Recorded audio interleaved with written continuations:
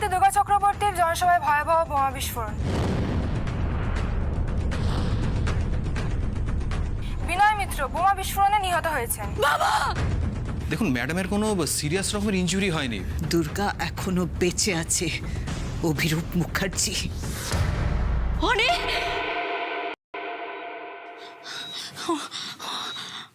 অনি অনি কোথায়? অনি অনি তুমি কোথায়? অনি কিন্তু কি হয়েছে? আমি সিস্টার আমি এখানে এলাম কি করে? হ্যাঁ আপনি আপনি আহত হয়ে গেছিলেন, সেন্সলেস হয়ে পড়ে গেছিলেন ম্যাডাম। কিন্তু আমাকে যে অনেক কাছে যেতে হবে না, আমাকে অনেক কাছে আপনি এত ব্যস্ত হবেন না, আমি এক্ষুনি ডাক্তারবাবুকে ডাকছি। কিন্তু ডক্টর ডক্টর শিগগিরই এদিকে আসুন। আর আমার হাতে এসব কি? আমি আমাকে ম্যাডাম খুলবেন না, আমাকে অনেক কাছে যেতে হবে। আপনি ছেড়ে দিন, আপনি বুঝতে পারছেন আমাকে অনেক কাছে যেতে হবে। কি হয়েছে সিস্টার? আর বলবেন না, উনি আমার কোনো কথাই শুনছে না। ম্যাডাম প্লিজ আপনি নামবেন না, কিন্তু আপনি বিছানায় শুয়ে থাকুন। কেন আমি উঠবো না? হ্যাঁ আমার জন্য জনসভা সবাই অপেক্ষা করছে। ওখানে ওখানে কত মানুষ আছে, তাছাড়া তো অনেও আছে। না না না, আমাকে যেতেই হবে। আর আপনারা আমাকে আটকাচ্ছেন কেন? হ্যাঁ আমাকে এক্ষুনি জনসভায় যেতে হবে। আমাকে ম্যাডাম প্লিজ আপনি উঠবেন না, আপনি উঠবেন না।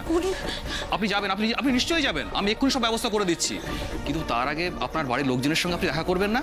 ওনারা অপেক্ষা করছেন তো। কিন্তু অপেক্ষা করছেন কারা? কারা এসেছেন? আপনার ফ্যামিলি মেম্বাররা ওনার বাইরে ওয়েট করছেন।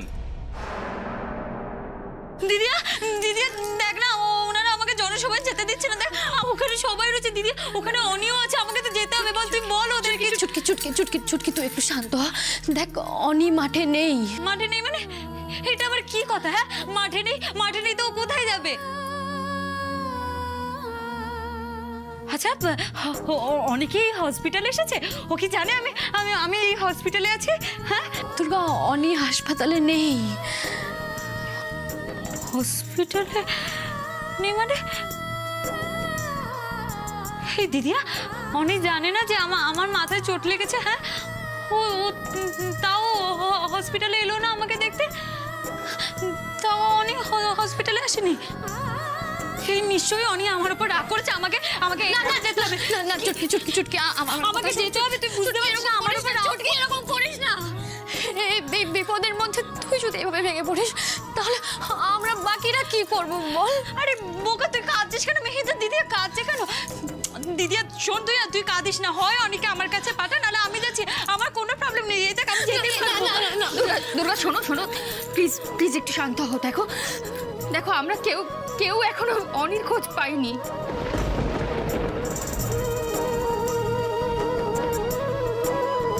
খোঁজ পাওনি মানে? হ্যাঁ এটা আবার কেমন কথা? আমি খুঁজবো অনেকে? অনেক কিছু হয়নি। আমি খুঁজতে যাবো অনেকে। দুর্গা তুমি প্লিজ এরকম করো না। তুমি অত্যন্ত সাহসী মেয়ে। এই সময় তোমাকে শক্ত থাকতে হবে। দুর্গা অনি এই হসপিটালে নেই, তাছাড়া ওকে ফোনেও পাচ্ছি না। আর বোম ব্লাস্টে যারা যারা আহত হয়েছিল তাদেরকে এই হসপিটাল ছাড়াও আরো 4টে হসপিটালে নিয়ে যাওয়া হয়েছে। আমি বাকি হসপিটালগুলোতে খোঁজ নিয়ে আসছি, কিন্তু তার আগে আমাকে বলো জনসভায় ঠিক কি কি হয়েছিল। দুর্গা ভেবে বলো, দুর্গা ভালো করে ভেবে তারপর বলো। জনসভা প্রায় শেষই হয়ে গেছিল। আমার শুধু ওই ভিডিও ফুটেজটা দেখানো বাকি ছিল। হঠাৎ ভিড়ের মধ্যে দিয়ে একটা মেয়ে। দুর্গা দিদি, আমার আপনার সাথে কিছু কথা ছিল যে, কিন্তু এনারা আমাকে আপনার কাছে যেতে দিচ্ছে না। কি নাম জানো? তা তোমার নাম কি? সুধা। হ্যাঁ সুধা। ওই মেয়েটি আমাকে ভিড়ের মধ্যে ডেকে বললো, দুর্গা দিদি আমি আজ সকাল থেকে তোমার জন্য এই মালাটা গেঁথে এনেছি। তারপরে আমি ওই মালাটা অনির হাতে দিয়েছিলাম। মেয়েটা মেয়েটা মেয়েটা যেন আমাকে না ওই ভিড়ের মধ্যে দিয়ে একটা বুড়ি আমাকে ডেকেছিল, বলেছিল যে তুমি এসো মা, তোমাকে ছুঁয়ে আমি পুণ্য লাভ করতে চাই। এবার আমি তখন ওই বুড়িটার কাছে গেছিলাম। আমি তখনও অবধি আমি অনেকে দেখেছি স্টেজের সামনে ও হাসি মুখে আমার দিকে তাকিয়ে আছে, কিন্তু কিন্তু তারপরে কি হয়েছিল আমার কিছু মনে পড়ছে না কেন? আমার কিছু মনে পড়ছে না কেন? আমাকে দুর্গা দুর্গা তুমি আমার কথা শোনো। কিছু মনে পড়ছে না তোমার? তুমি একটু ভাবার চেষ্টা করো, ভেবে বলো। হ্যাঁ দুর্গা প্লিজ একবার ভেবে বলো। তারপর যা মনে পড়ছে যেন দুঃস্বপ্নের মতো। কি সেটা শুনি? চারদিকে ধোঁয়া,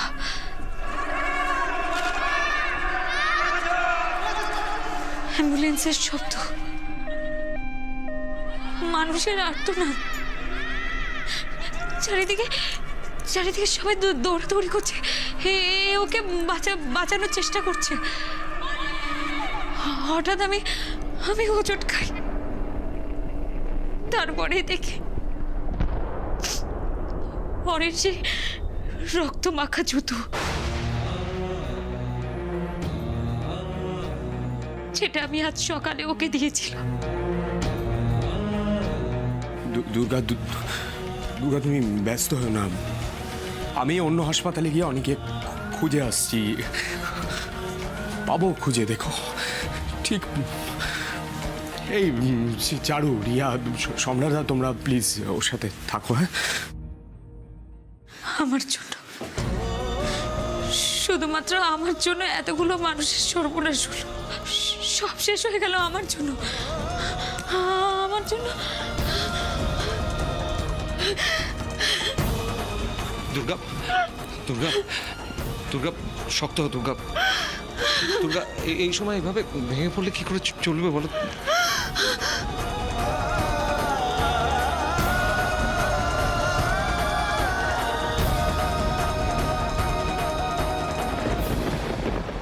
দুর্গা বেঁচে আছে? হ্যাঁ, দুর্গা বেঁচে আছে। তুমি ওর কিচ্ছু করতে পারোনি। তোমার এত ষড়যন্ত্রের পরেও দুর্গা বেঁচে আছে। কি এবার তুমি ভয় পেয়ে গেলে তো?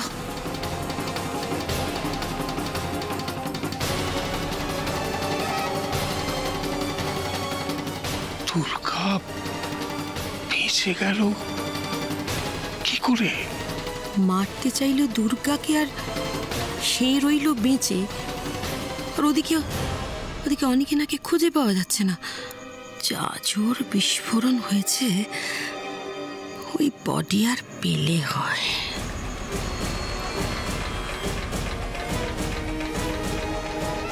দুর্গা বেঁচে আছে বলে তুমি হাহাকার করছো? আরো অনেক হাহাকার করা বাকি আছে তোমার। মানে তুমি আমার কথাটা ঠিক মতন তখন খেয়াল করনি বোধহয়। আমি বলেছিলাম আগুন নিয়ে খেলা করতে গেলে আগে নিজের হাতটাই পড়ে। ওই বোমা ফাটার পর তোমার ছোট ছেলে অনেকে এখনো পাওয়া যায়নি, কোনো খোঁজ নেই ওর। সে বেঁচে আছে নাকি মরে গেছে সেটা কেউ এখনো বলতেই পারছে না। অনি যদি সত্যি মরে গিয়ে থাকে তাহলে আমার আফসোস হবে না।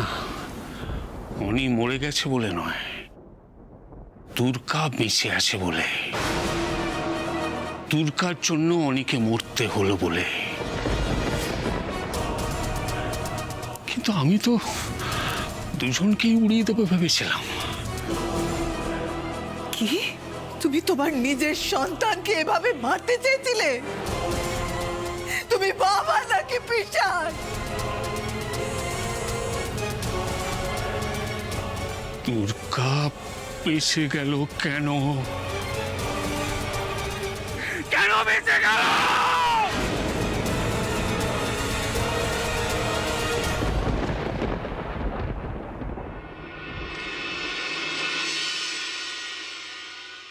আমি একবার বাবাকে দেখতে যাব অঞ্জন। সেটা কি ঠিক হবে তোরসা? কেন কেন ঠিক হবে না? না মানে আসলে আমি পুলিশের সাথে কথা বলেছিলাম, বম ব্লাস্টের কেস তো বুঝতেই পারছো।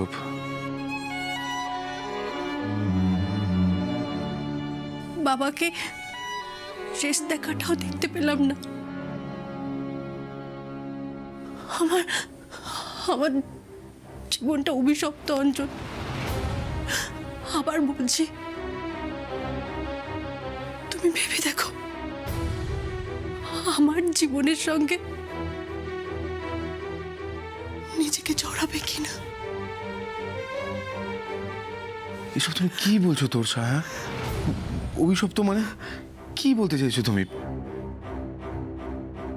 অভিশপ্ত নয়, আমার মা আমাকে খুব ভালোবাসতো, খুব। মা আমাকে ছেড়ে চলে গেছে। জানো অঞ্জন, মা কিভাবে মারা গেছে? আমার মা খুন হয়েছিল। আর আমার বাবা আজ এমন ভাবে মারা গেল যে তার মৃতদেহটা দেখার মতো রইল না, পুরো ছিন্ন ভিন্ন হয়ে গেল। এরপরেও বলবো না আমার জীবনটা অভিশপ্ত? সব খারাপের একটা শেষ আছে। তোমার জীবনটা অভিশপ্ত নয় তোরসা। তোমার জীবন একটা অসম্ভব খারাপ সময়ের মধ্যে দিয়ে যাচ্ছিল, আর আজ তার চূড়ান্ত মর্মান্তিক পরিণতি ঘটেছে। তবে হ্যাঁ, আজকের পর তোমার জীবনে আর কোনো খারাপ কিছু হবে না। বিশ্বাস করো, আজকের পর তোমার জীবনে ভালো ছাড়া অন্য কিচ্ছু হবে না। তোমার ভালো থাকার, তোমার ভালোবাসার সব দায়িত্ব আমার, যদি তোমার কোনো আপত্তি না থাকে।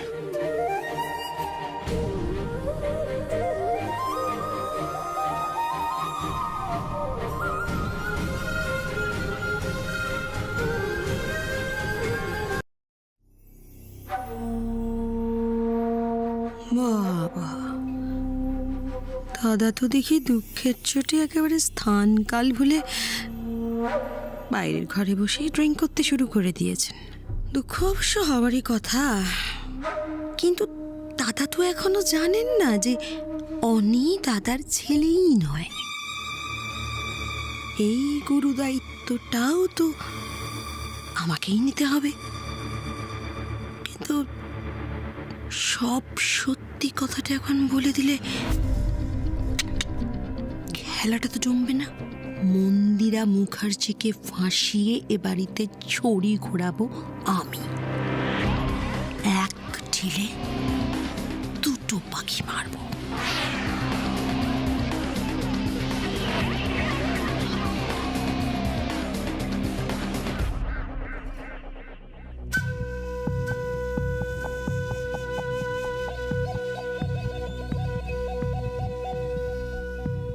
দাদা,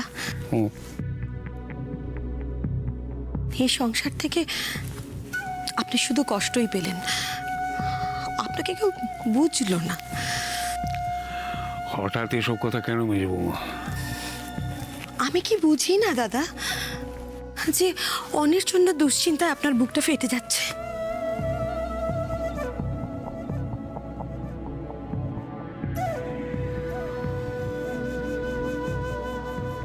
আমার না এইটাই খারাপ লাগে যে এবারে সকলে আপনার সিংহের গর্জনটা দেখে, কিন্তু আপনার ভেতরের কষ্টটা কেউ বোঝে না।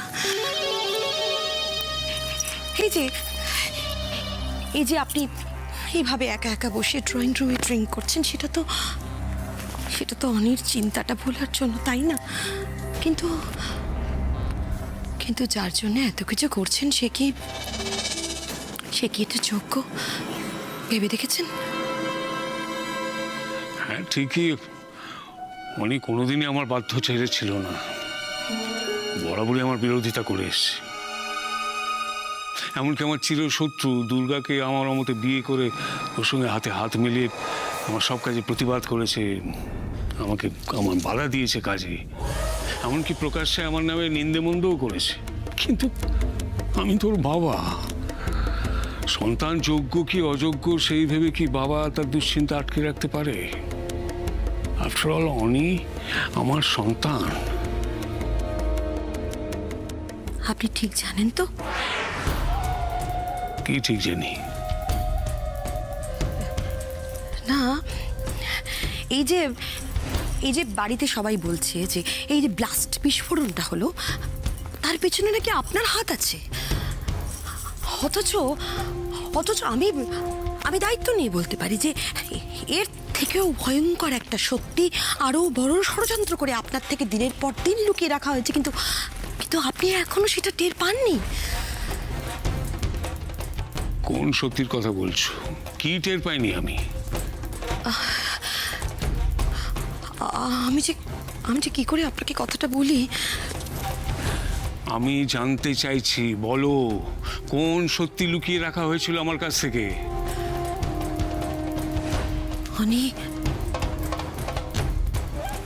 অনি আপনার সন্তান নয় দাদা।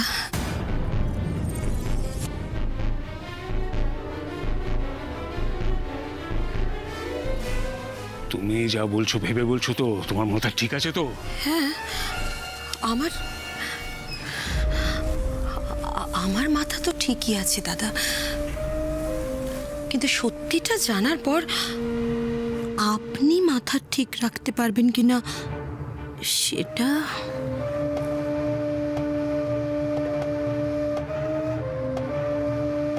বলো বলো।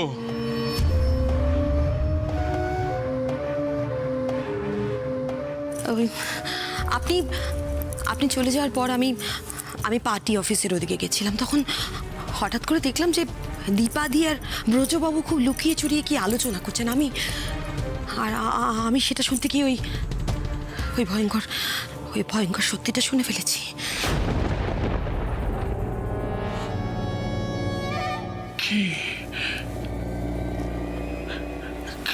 কি বললো ওরা? আমি অনির বাবা নই, মন্দিরা অনির মা নয়। না দাদা, দিদি ভাই অনির মা, কিন্তু অনির বাবা আপনি নন।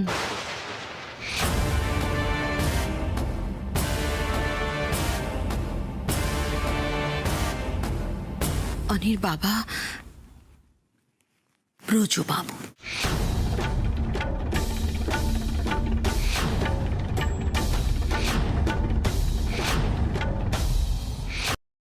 দুর্গা, মৃত্যু কাউকে বলে কই আসে না। হ্যাঁ, তুমি জনসভা ডেকেছিলে, সেখানে অনেক মানুষ ছিল, তারা মারা গেছে, অনেক ক্ষতি হয়েছে, বোমা ব্লাস্ট হয়েছে, তাতে তোমার কি দোষ? তুমি অকারণে কেন নিজেকে দায়ী করছো? তাছাড়া দুর্গা, আমরা তো বুঝতেই পারছি এই জঘন্য ষড়যন্ত্র কে করেছে। গোটা রাজ্যে একমাত্র অভিরূপ মুখার্জি আছে যে এরকম একটা ভরা জনসভায় বিস্ফোরণ ঘটানোর ছক কষতে পারে। আমি সেটাই বলতে চাইছি সম্রাটদা। অভিরূপ মুখার্জি কেন ষড়যন্ত্র করেছিল? কেন ওই ভরা জনসভায় বোম ব্লাস্ট করিয়েছিল? বলো, তোমরাই বলো, কেন করিয়েছিলেন উনি? কাকে মারতে পারলে ওনার সব থেকে সুবিধা হয়? আমি এই দুর্গা চক্রবর্তীকে শেষ করতে পারলে উনি সব থেকে বেশি খুশি হন। কিন্তু তোমরাই বলো, এতে কার ক্ষতি হলো? আমি তো বেঁচেই আছি, আর ওই ভরা জনসভায় কতগুলো মানুষ, তার জন্য কে দায়ী? সম্রাটদা বলো, তার জন্য তো আমি দায়ী। আমিই তো দায়ী। আমি বেঁচে গেলাম মানে উনি আবার নতুন কোনো প্ল্যান করবেন, আমাকে আবার খুন করার চেষ্টা করবেন। হ্যাঁ, আমি যদি না মরি তাহলে উনি এইভাবেই আরো হাজার হাজার নির্দোষ মানুষকে খুন করবেন। না, এটা হতে দেওয়া যায় না। মানুষের জীবন বাঁচিয়ে রেখে আমি অভিরূপ মুখার্জির সাথে এই নোংরা খেলা খেলতে পারি না। এটা বন্ধ হওয়া দরকার। হ্যাঁ, মিস্টার মুখার্জি মুক্তি চান তো? হ্যাঁ, আমার মুখ্যমন্ত্রী গতিটা চান তো? বেশ, এবার তাই হবে। তুমি কি করার কথা ভাবছো? অনি আসুক, আমি ওর সাথে কথা বলে এই সব কিছু ছেড়ে অনেক দূরে চলে যাব। তুই চলে যাবি ছুটকি? তুই হাল ছেড়ে দেওয়ার কথা বলছিস? আমি কি করবো দিদিয়া? আমার চোখের সামনে এখনো সেই মরা মানুষগুলোর লাশ, সেই রক্ত আমার এখনো ভাসছে। এখনো আমি নিঃশ্বাস নিলাম না, সেই বারুদের গন্ধ, কতগুলো মানুষের চিৎকার আমি এখনো শুনতে পাচ্ছি। আমি তো মানুষের ভালো করার জন্য এসেছিলাম, সে আমি তো মানুষের মৃত্যুর কারণ হয়ে দাঁড়িয়েছি। মিতা, মিতা অনেক কোথায়? হ্যাঁ, অনেক কোথায়? বাইরে? অনেক অনেক অনেক অনেক তো নেই। মিহিরদা, মিহিরদা, অনেক কোথায়? মিহিরদা বলো না, কি হলো বলো, অনেক কোথায়? কি রে বল না।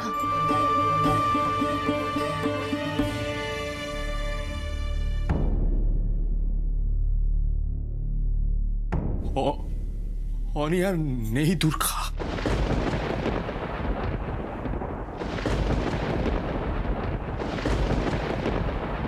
কি যাতা বলছিস? কোনোদিন আর ফিরে